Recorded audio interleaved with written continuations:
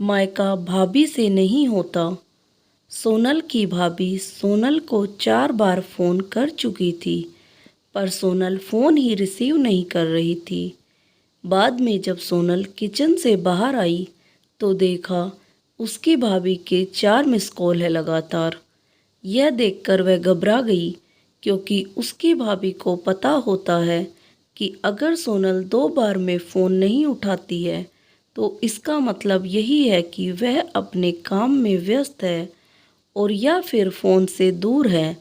अब सोनल का मन घबरा रहा था, क्योंकि भाभी के 4 फ़ोन लगातार आने से उसे टेंशन हो गई थी, क्योंकि सोनल की मम्मी की तबीयत इन दिनों ठीक नहीं चल रही थी। अभी 2 दिन पहले ही सोनल अपनी मम्मी से मायके में मिलकर आई थी। फिर भी सोनल ने हिम्मत करते हुए अपनी भाभी को फ़ोन लगाया, और फ़ोन जैसे ही भाभी ने उठाया तो सोनल को रोते हुए कहा, दीदी, मम्मी जी हमें छोड़कर चली गई है। रात को अच्छे से सोई थी। सुबह आपके भैया और मैंने खूब उठाने की कोशिश की, पर वह नहीं उठी।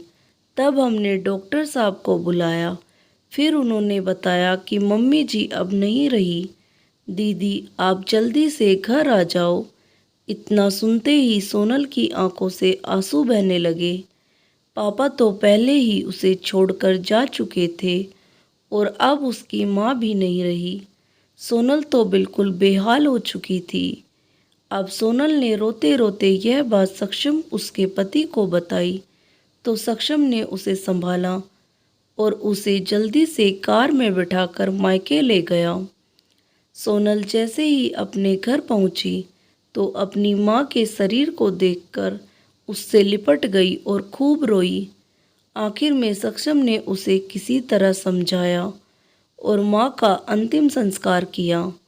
सारे विधि विधान होने के बाद भी सोनल की रुलाई रुकी नहीं रही थी। उसे माँ की बहुत याद आ रही थी। तब सोनल की मौसी ने उसके आंसू पोंछे और उसे संभाला और कहा, सोनल बेटा, ऐसे दुखी मत हो। दीदी नहीं रही तो क्या हुआ, मैं हूं ना तेरी मौसी। मेरा घर भी तेरा मायके है। तेरा जब मन करे तब आ जाना अपनी मौसी के पास। वैसे कहते भी तो है ना, मौसी मतलब माँ जैसी। बेटी, मैं तेरा दर्द समझ सकती हूँ, क्योंकि तेरे पापा तो पहले ही तुझे छोड़कर जा चुके हैं और आज दीदी भी चली गई। कहते हैं ना कि माँ के जाने के बाद तो लड़कियों का मायका ही छूट जाता है। यह भाभी तो बस दुनिया को दिखाने के लिए नाम का रिश्ता होता है, क्योंकि मायका तो माँ से ही होता है। सोनल भी मन ही मन सोचने लगी कि शायद मौसी ठीक ही तो कह रही है, और वह मौसी से लिपट कर जोर जोर से रोने लगी और कहने लगी, क्या मौसी, मेरा भी मायका अब नहीं रहा।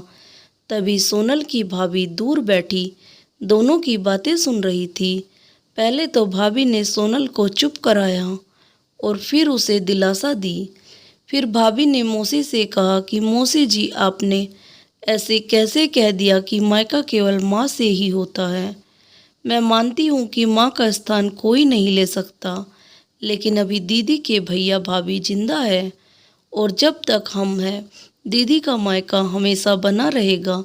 मैं पूरी कोशिश करूँगी दीदी को मम्मी जी की तरह प्यार और सम्मान देने की, और दीदी जब चाहे तब यहाँ आ सकती है। यह घर कल भी उनका था, आज भी है और कल भी रहेगा। मौसी जी, मैं भी एक बेटी हूँ और मेरा भी मायका है, और मैं अच्छे से जानती हूँ कि हम बेटियों के लिए मायका कितना महत्वपूर्ण होता है। मौसी जी, आप दीदी को अपने घर ज़रूर बुलाइए, पर उन्हें अपने भैया भाभी के प्यार से दूर मत करिए। तभी मौसी ने कहा, बहू, आज के ज़माने में तेरी जैसी सोच रखने वाली भाभी बहुत कम मिलती है। मुझे माफ़ कर दे, मैंने सोनल को गलत राह दिखाई। तभी सोनल अपनी भाभी के गले लग गई और बोली, भाभी, आज आपने मुझे विश्वास दिला दिया कि भाभी भी माँ के समान होती है, और मैं संतुष्ट हूँ कि जब तक आप और भैया हो, मेरा मायका सदा बना रहेगा और किसी ने कहा है ना कि भाभी माँ के समान होती है। आज आपने मुझे इस बात का विश्वास भी दिला दिया है। दोस्तों, ज़रूर बताइएगा कहानी आपको कैसी लगी, और अच्छी लगी तो चैनल को सब्सक्राइब कीजिएगा। धन्यवाद। राधे राधे।